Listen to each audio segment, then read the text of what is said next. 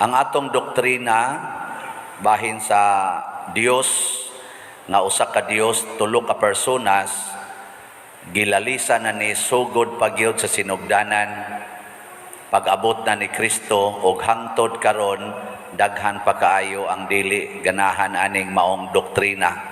Kamo ganahan mo ani? Motuo mo ani? Ayo. Sige, atong suwayan og nituo bagyod mo o ganahan bagyod mo. Kung ganahan ta og motuo ta sa usa ka kamatuoran, ato gina siyang puy-an. Nya, nagpuyo ba mo sumala sa Holy Trinity nga pagtulunan? Nagpuyo mo? Wa, sad mo kay baw. Di na lang ta mutugkad kung nganong usa ka Dios tulo ka personas. Naghantag ika-explain, daghan sa tag ika-critic niini. Mas importante ang pagmatuod sa ilang presensya. Kini manggong maong doktrina gipadayag ni wala ni siya giimbento ba?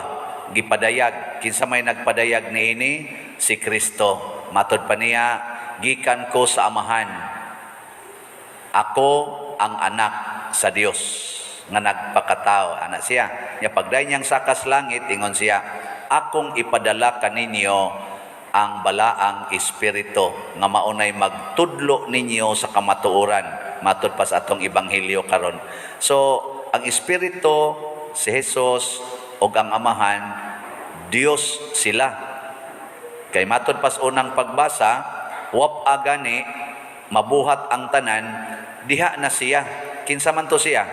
Ang Espiritu Santo. Diha na. Bisag basahon ninyo sa Book of Genesis, maingon dayon nga ang Espiritu sa Dios nagpautaw-utaw diha sa ibabaw sa hugaw ug ngit-ngit nga kaning universo. Nya ang amahan dayon niingon, mutungha ang kahayag, tungha din kahayag. Nya niingon dayon San Pablo, ang tanan gibuhat tungod sa anak, kay ang gigamit sa amahan pulong man.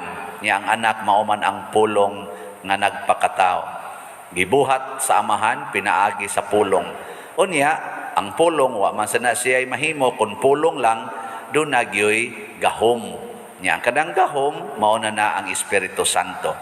Nakaron ingon man ko ninyo inyo bang gipuy-an kung atong i-summarize ang ilang mga functions, specific functions sa persona sa Holy Trinity, masummarize nato sa pag-ingon ang amahan, ang iyang function, creation.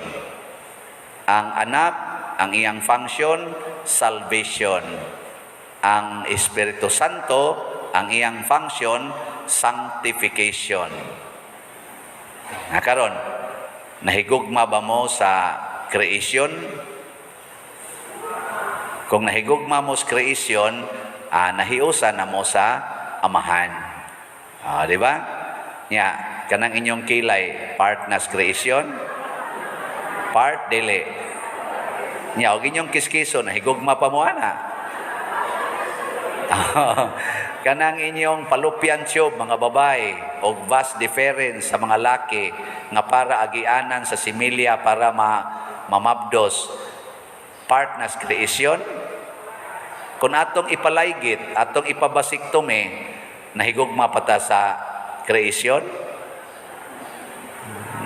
Doko-doko na. Kanang color sa inyong buhok, part na sa creation? Part? Dili? Colors buhok, dili part sa creation? La.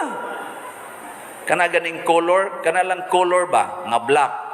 Nanay daghang mga cells diha, nga black cells, nga maoy nakapahimo anang black.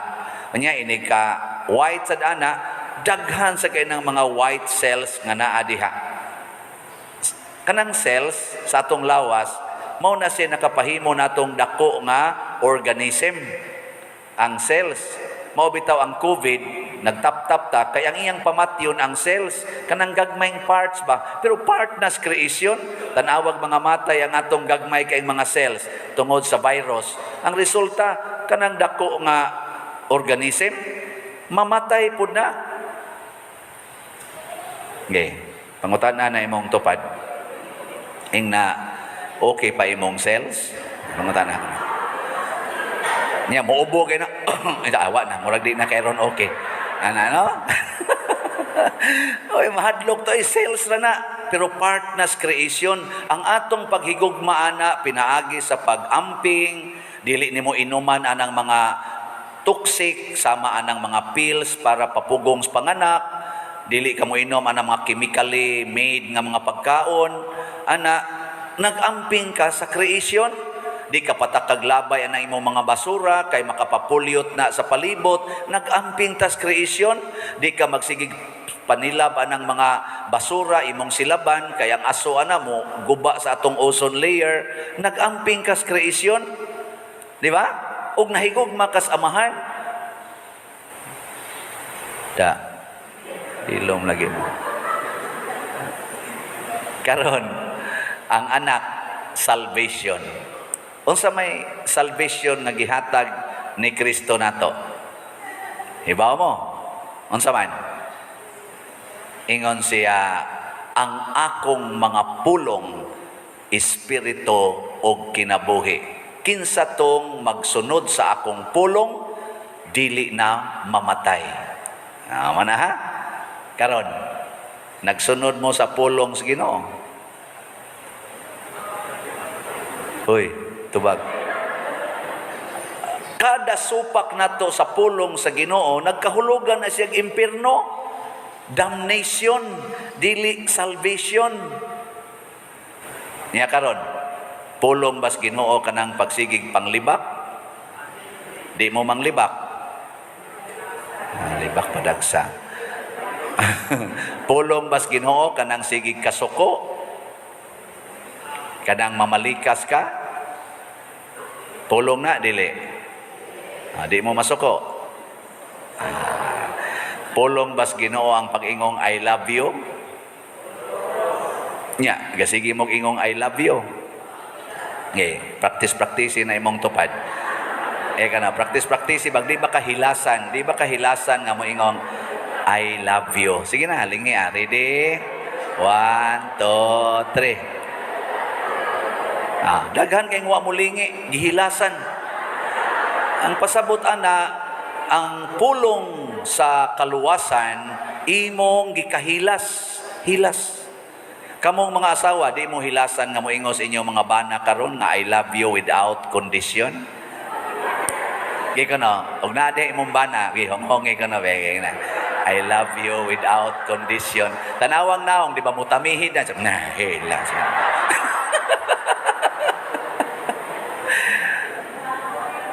Sige kuno, kamo kuno mga bana kuno be, kamo sa kuno isulti sa inyong asawa. Ingna kuno inyong asawa nga, you are the only love in my heart. Sige, ingna ka na. Sige na, ingna, you are the only love in my heart. Di mo na imong asawa, katong imong gitiksan-tiksan dito, panwaya ka, katong imong gitiksan-tiksan. Kana sigihan imong basa anang TikTok, unsa man na, ako na. Bahala na mo diha. Basta mauna siya ang pulong. Muna ka mo maginikanan, ang pag-istorya ninyo sa inyong mga anak, gamita ang pulong. Maluwas gina inyong mga anak. Kung gusto ninyo silang luwason, gikan sa ilang pagkatapulan, gikan sa ilang pagkaadik anang cellphone, gikan anang ilang mga barkada, gikan anang ilang pagkadakog kaon, ay lang dakog kaon, gikan anang ilang pagkabugo, kay di gyud magtuon, sige lang kahagbong. Kung gusto niyong luwason, pulong sa Ginoo mo ipaambit haron maluwas na kay ang pulong sa Ginoo mao si Kristo, ang ikaduhang persona sa Dios. Pakatawha ang pulong diha sa kasing-kasing sa inyong mga anak, diha sa kasing-kasing sa inyong mga silingan, kanang silingan nga magsigig libak, gamitin nagpulong sa Ginoo. Basta lagi. Og di na mausab, patay gina. Di na joke lang na. Di sana mao. Mausab lagi na. Mausab gina. Pero gamitan na nimog pulong siyawa, di gina maluwas. No? Nakaron, ari na ta sa Espiritu Santo. Unsa man siya? Sanctification. Tigbalaan. Nya unsaon man ta pagbalaan sa Espiritu Santo? Matod pa sa atong profession of faith, kanang credo, nagato ako sa Espiritu Santo, sa santos nga katoliko nga simbahan, di ba? Giisumpay ang simbahan sa Espiritu Santo. Nga naman, kayang simbahan, nagsugod diha sa Pentecostes, katong niaging Domingo, ang pagkunsad sa Espiritu Santo. Muna dinhi sa simbahan, ang makapasantos nato, kanang 7 sacraments. Anha kita masantos, wa gani ng 7 sacraments, there is no holiness. Muna ka ng inyong mga anak, inigkataw sa bata, pabunyagi dayon. Kaya ang first sacrament, gagitawag og giyawi sa kaluwasan o kasantos, maunang bunyag. Uy, ihuwat-huwat magnanay mahanda, mudako na ang baboy, makatigom nagkwarta, ang kwarta mo'y makapasantos sa imong anak. Huwaton man ang papa nga tuas abroad nga muuli usa next year, una man bunyagan, unya paabuton nimo og 1 year, una pa masantos ang imong anak. Unsa man itugot nimo nga anang usa ka tuig yawa ang imong anak? Kay naa pa diha ang original sin, nagtapot pa ang trademark sa yawa. Ay kunyog tutuki. Kay mao nay kamatuoran, agad-agad sa handa, agad-agad kon muuli na hastang mga ninong nga misaad nga mutambong jud ko kay first baby ra ba na nimo, mutambong jud ko ako'y angkon sa inasal. Di gyud pabunyagan kay ang inasal unya ma-forfeit. Ayaw, bahala na ng inasal diya, inig birthday na lang na. Pabunyagi dayon ang balaod sa atong simbahan, kanus abunyagan ang bata para masantos ang iyang kinabuhi as soon as possible after birth. Kung lagsik na ang inahan, lagsik na ang bata, hala, bunyag dayon. Sus, dadon din itagurhan na katuig. Nga kugusa ang iyong anak sa bugat kay padiroy na malusno na siaw na kayong bata kay tulo na katuig na limbag pay imo kay wa na usa na katuig kapin inigbubo ko na to tapihon pang tubig. Mga puta. Ako kani yawa na gining inyong anak. Sinang kay nigbubos to ako nagabudyagan mo. May gani kay wa tukuri ang naong pari. Yawa ka, yawa. Ayaw ka tong gamayng bata, bunyagi din, ano masantos, mabalaan. Nya sunod dayon ang kumpisal. Sus, grabiha gid in town. Kana mangumpisal diri kay padong kasal. Pader, ang akong katapusang kumpisal, dugay na to pader, elementary pa man ko ato. Pila naman roy imong edad? 30 na pader. Pila edad nimo ato? 9. Ana, pila naman katuig wa ka kumpisal? Ang maon ini apa din. So sa ato pa 30 minus 9 21 katuig nga siya yawa. Nga siya evil kay nagpuyo sa sala, wa malimpyo. Nay sakramentos kumpisal o wa ginay bayad. Doo lang pare. Kumpisal dayon. Uy, magyawa-yawa man. Kanang matrimony kana nganong magpuyo-puyo manggid mo nga naa manggid kasal aron mahimong balaan ang inyong gugma. Nganong magpuyo-puyo man? Kinsa dinhi ang nagpuyo-puyo? Tas ang kamot. Na, wala bagi mo isas kamot ay. Ang puyo-puyo. Nganong magpuyo-puyo man? Kay wap ay handa, di ami ready financially. Unya nganong magtinukhangay man mo? Nga di man na makapabalaan, makapugong manggani mo sa pag-adto sa simbahan para magpakasal, di mo kapugong anang inyong gibati. Pangutan ang pari og madre. Giunsan anamo. Di ba moingon ang madre, sariling sikap. Sariling sikap, luhod, dupa, ampos Ginoo, pangayo sa Espiritu Santo og grasya nga malig-on ta nga mosulti sa kamatuoran nga di pa mo angay mag-sex karon kay ang kamatuoran ninyo ulitaw mo og dalaga ang minyo ra mo'y mag-sex. That is the truth. Matud pa ni Kristo, mauna ang kamatuoran. Ingka mag-antos man sa dana padiroy na sila Ka-painful ba? Istoryahe. Ako sa una, nakauyab jud kog mga napo kabuok. Hangtod karon, mapagarbuhon pag yung kong muingon, nga wa gyud ko nakig-sex nila. Bisag inyo pa silang pangutanon. Ambot o wa ba sila nagmahay? Basta ako, porting mahay. Wa ko nagmahay, oy. Wa ko nagmahay. Oo na, nga naman, hangyo gyud Espiritu Santo. Nagtuo ka, perting lisura na pugnan, pero naay gracias Ginoo sayon kay pugnan. Muna isulti na ninyo, mga ginikanan, nga mga anak, bangayo gyud Espiritu Santo, nya unsaon man na, pinaagis pagampo, prayer, prayer, pray, pray. Every time you pray, the Holy Spirit will descend upon you and give you all the graces to become like Christ. Matod pa ni San Pablo diri sa ikaduhang pagbasa, ingon siya, ang atong kalipay naa sa kasiguruhan nga kita makaambit sa himaya sa Dios tungod ni Kristo. Apan dunay laing ikaduhang kalipay, unsa man ang atong mga pag-antos. Gisayunan ka ana, ang Espiritu Santo mutudlo nato nga ang pag-antos makalipay. Mutuo mo ana. Sige, lingian na imong tupad. Ing na paantos ako. Ing na paantos ako. Sa ato pa de, kung ka paantos ako, lipay ako. Ana, kay ang pag-antos ko no, makapahimo natong mapailubon. Ang pagka mapailubon, makahatag nato og sa to? Paglaom. Og ang paglaom mo na nay mohatag nato og way sukod nga kalipay sa mga butang karon og sa umaabot. Ang Espiritu Santo mo'y mohatag nato ana. Pangayo. Mabitaw ako nilaom pagyud ko nga mahurot ra gining slat og kahalin.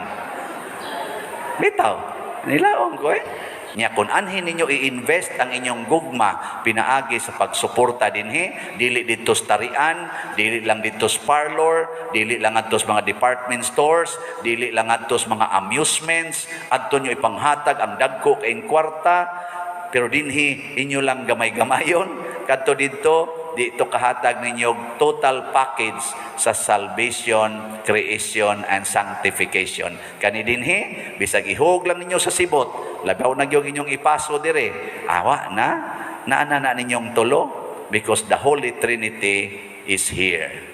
Amo na kanindot aning atong pagtuo. Usa ka Dios, tulo ka personas. Ay na lang nagtugkara in a scholarly way, himuin na lang og pagpuyo nga mahiusa ta kanunay sa Creator for creation, sa Savior for salvation, the second person, and the third person sa Sanctifier nga mao ang naghatag og sanctification, the Holy Spirit. Manindog ta.